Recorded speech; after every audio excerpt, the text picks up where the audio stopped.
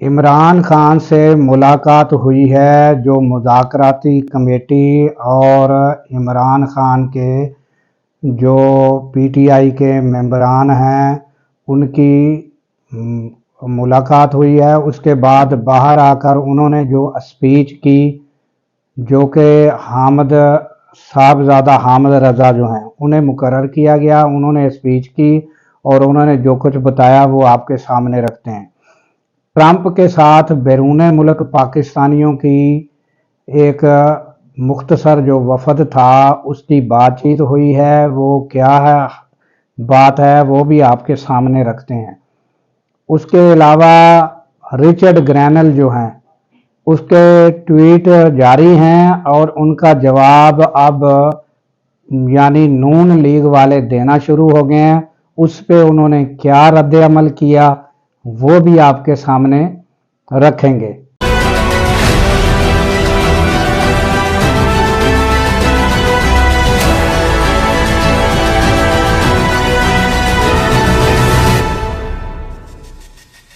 السلام علیکم، میں ہوں عبد الغفار۔ ناظرین، سب سے پہلے تو یعنی کہ وہ اسپیچ کے بارے میں جو ہے وہ بتانا تھا، مگر میرا یہ خیال ہے کہ وہ اینڈ میں اسپیچ ہی آپ کے سامنے رکھ دیتا ہوں، وہ آپ بہتر طریقے سے ساری سن لیں گے کہ عمران خان نے کیا کہا ہے۔ اور یہ جو یعنی میں نے پہلے بھی ولاگ میں بتایا تھا کہ یہ معاملہ لمبا جانے والا نہیں، اب رسائی تو مل گئی ہے، وہ انہوں نے یعنی جو کمیٹی ممبران ہیں عمران خان کی جانب سے وہ انہوں نے ملاقات بھی کی ہے، تو عمران خان نے کہا ہے کہ پہلے جو ہماری شرائط ہیں اس پہ عمل پیرا ہونا لازمی ہے، اور یہ نہیں ہے کہ وہ یہ کہتے ہیں کہ ایک آرڈر ہو تو سارے جیل سے باہر ہو جائیں گے۔ وہ کہتے ہیں کہ یہ پراسز عدالتوں کے ذریعے شروع ہو جانا چاہیے، اور چاہے ان کی ضمانتیں ہیں جن کے کیس چل چکے ہیں وہ خارج ہونے چاہیے، جن کی بیل پر ہیں وہ بیل ہونی چاہیے، یعنی عدالت پراسز کے ساتھ۔ تو یہ یعنی انہوں نے کہا ہے۔ دوسرا انہوں نے کہا ہے کہ یعنی میں چوری چھپے یعنی کہ ایک کوئی دستخط کر کے کوئی ایگریمنٹ بند کمرے میں وہ نہیں کروں گا، سرے عام جو بات ہوگی وہ ہوگی، اور پھر میری رہائی کسی ایگریمنٹ کے تحت یا کسی ایک آرڈر کے تحت نہیں، عدالت کے پروسیس سے ہوگی۔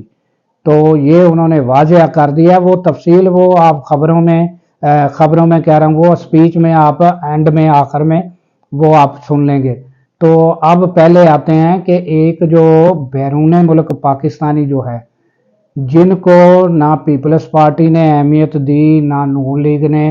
عمران خان چاہتے تھے کہ ان کا کنٹریبیوشن تو اتنا ہے کہ جتنا وہ یعنی پیسہ بھیجتے ہیں تو وہ اس کے ذریعے تو ملک کو بہت بڑی سپورٹ ہے، تو عمران خان چاہتے تھے کہ ان کو اب ووٹ کا حق بھی دیا جائے، مگر ان لوگوں نے ان پہ توجہ نہیں دی۔ اور وہی لوگ ہیں جو آج یہ دیکھ لیں کہ نون لیگ کے افراد جو ہیں کروڑوں روپیہ خرچ کرنے کے باوجود وہاں تک رسائی نہیں حاصل کر سکے، جہاں یعنی کہ پی ٹی آئی کے جو بیرون ملک پاکستانی ہیں انہوں نے یعنی کہ ٹرمپ کے ساتھ اب ملاقات کی ہے، اور وہ ملاقات میں کیا کیا بات چیت ہوئی ہے، اور ضرور ظاہر ہے کہ عمران خان کے بارے میں بات ہوئی ہے۔ یہ ساری تفصیل ایک دو روز میں ہی اپنے سامنے آ جائے گی، اور یا پھر رچرڈ گرینل جو ہیں ان کا ٹویٹ سامنے آئے گا تو آپ کو سمجھ لگ جائے گی۔ تو اب آتے ہیں رچرڈ گرینل کی طرف کہ ان کے جو ٹویٹ ہیں وہ جاری ہیں اور لوگ پڑھ رہے ہیں، محظوظ ہو رہے ہیں، اور ادھر جو ہے پوزیشن یہ ہے کہ اعجاز الحق صاحب جو ہیں انہوں نے بھی کہا کہ وہ اپنے ویور بڑھانے کے لیے یعنی وہ کر رہے ہیں، وہ ایسا نہیں ہے، ان کے ویور پہلے ہی بہت زیادہ ہیں، تو وہ اتنے زیادہ وہ ویور کا وہ مسئلہ نہیں ہے۔ تو دوسرا یہ ہے کہ اسی طرح جو نون لیگ کے لوگ ہیں انہوں نے بھی یعنی کہ ایسے خواجہ آصف ہو گئے، اور پھر شیری رحمان ہیں جو وہ تو پڑھی لکھی بھی ہیں اور ان کے پاس وزارتیں بھی رہی ہیں، انہوں نے بھی کوئی ٹویٹ ایسا کیا کہ وہ جو ہیں ابھی رچرڈ گرینل جو ہیں انہوں نے کہا کہ ہم نے جو آپ کو مختلف یعنی کاموں کے لیے جو پیسہ دیا، جو فنڈز دیے، تو وہ اس کا احتساب ضروری ہے، یعنی کہ اس کا اب حساب دینا ہوگا کہ وہ صرف یہ جو ٹویٹ ہیں اس کا رد عمل یہ ہوا ہے کہ یہ ایسے یعنی کہ بیٹھے بٹھائے کو بندے کو جو چھیڑنا ہے نا، وہ یہ حساب ہے ان کا، یہ نون لیگ والوں کا۔ تو انہوں نے اب حساب کہا ہے کہ اب جو حساب ہوگا، جو مختلف فنڈ ہم دیتے ہیں ان کا حساب بھی ہوگا کہ آپ لوگ اس پہ فنڈ جو جس کام کے لیے دیتے ہیں کیا وہ کام پورا کرتے ہیں، اور دوسرا وہ فنڈ کہاں خرچ کرتے ہیں، کیونکہ ہمارا ٹیکس پیئر کا پیسہ ہے اور ہم اس کا پورا اب حساب رکھیں گے۔ تو یہ یعنی پوزیشن ہے یعنی نون لیگ کی کہ بیٹھے بٹھائے جو ہے کسی بندے کو وہ انگلی کرا دینی تو وہ پھر اس کا رد عمل آپ دیکھ لیں کہ کیا ہو رہا ہے۔ تو اس کے بعد یعنی کہ آتے ہیں کہ جو عمران خان ہے انہوں نے کلیئر، جو میں آپ کو بتا چکا ہوں کہ انہوں نے کلیئر بتا دیا ہے، وہ ابھی آپ جو ہے وہ جو صاحبزادہ حامد رضا ہیں انہوں نے ڈیٹیل کے ساتھ اور بڑا تفصیل کے ساتھ اور وہ بتایا ہے، وہ آپ خود سن لیں، اس کے بعد بات کرتے ہیں۔ اور خان صاحب کے کچھ 4-5 پیغامات ہیں جو آپ تک پہنچانے ہیں۔ سب سے پہلے تو یہ کہ ریمیٹنس کے حوالہ سے ریمیٹنس کی کال جاری رہے گی کہ 1971 کے بعد پاکستان میں پہلی مرتبہ کسی پولیٹیکل پارٹی کو اس طریقے سے وکٹمائز کیا گیا، پولیٹیکل پارٹی کے بنیادی حقوق سلب کیے گئے، پاکستان تحریک انصاف کے کارکنان کو ٹارچر کا نشانہ بنایا گیا، پارلیمنٹیرینز کی چادر اور چار دیواری کا تقدس پامال کیا گیا، اور بحیثیت مجموعی سول رائٹس اور ہیومن رائٹس کو سسپینڈ کیا گیا۔ تو اس کے اوپر ریمیٹنس کی کال ہماری جاری رہے گی۔ اس کے بعد الیکشن کے اندر بھی جو 8 فروری میں آپ کے سامنے ہوئی اس کے اندر ایک وجہ شامل ہے، اور دوسری چیز یہ کہ مذاکرات کے کٹ آف کے لیے جو ایک ٹائم فریم ہے وہ جنوری اینڈ ہے، ہم 31 جنوری تک اس مذاکرات کو منطقی انجام تک پہنچانا چاہتے ہیں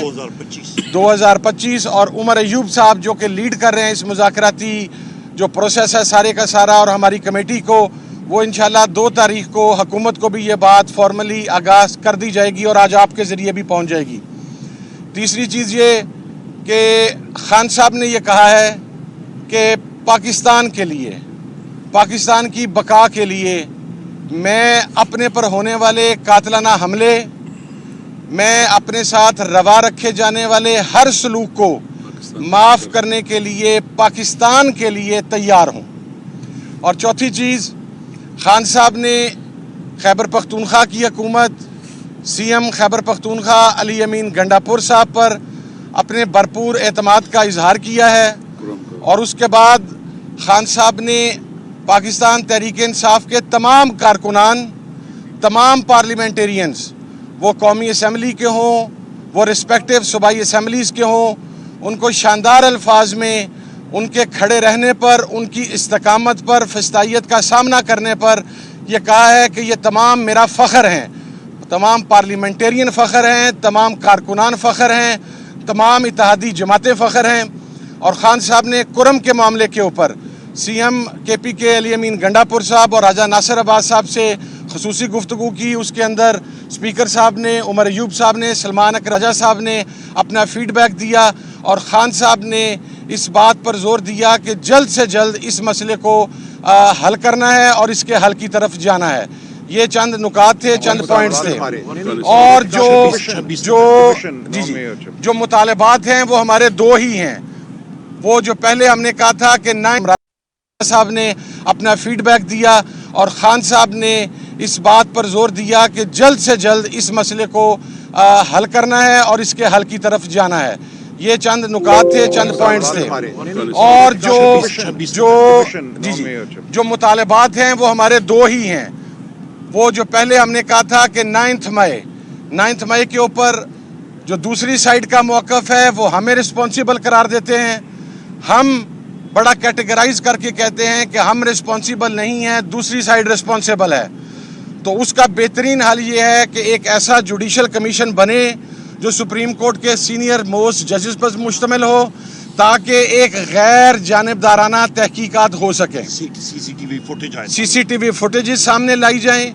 وہ لوگ جو ان سی سی ٹی وی فوٹیجز کے اندر موب کو پرووک کر رہے تھے, کیونکہ موب سائیکی آپ سمجھتے ہیں کہ جب کراؤڈ ایک موب کی حیثیت اختیار کرتا ہے تو وہ پھر انکنٹرولیبل ہوتا ہے. وہ کون سے لوگ تھے جو ان کو پرووک کر کے مخصوص جگہوں کی طرف لے جا رہے تھے, اس کا تعین سی سی ٹی وی فوٹیج سے ہی ہو سکتا ہے اور کسی طریقے سے نہیں ہو سکتا.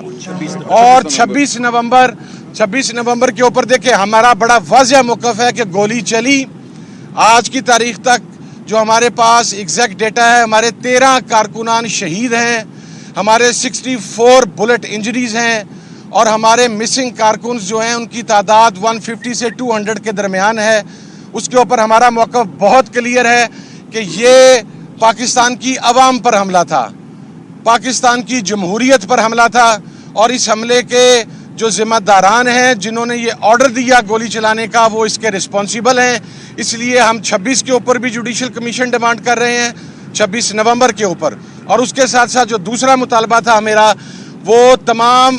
جو سیاسی اسیران ہیں ان کی رہائی کا تھا, جو 9 مئی سے پہلے, 9 مئی کے بعد, 26 نومبر کے کیسز میں, مختلف جلسے جلوسوں کے, مختلف کارنر میٹنگز میں,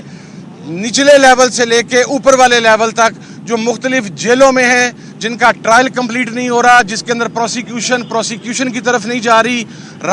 ان کے راستے میں روڑے اٹکائے جا رہے ہیں, ان کی رہائی ہمارے ایجنڈے کا حصہ ہے. اور آخری بات, عمران خان صاحب کی رہائی. عمران خان صاحب کی رہائی کسی ڈیل کے ذریعے نہیں ہوگی,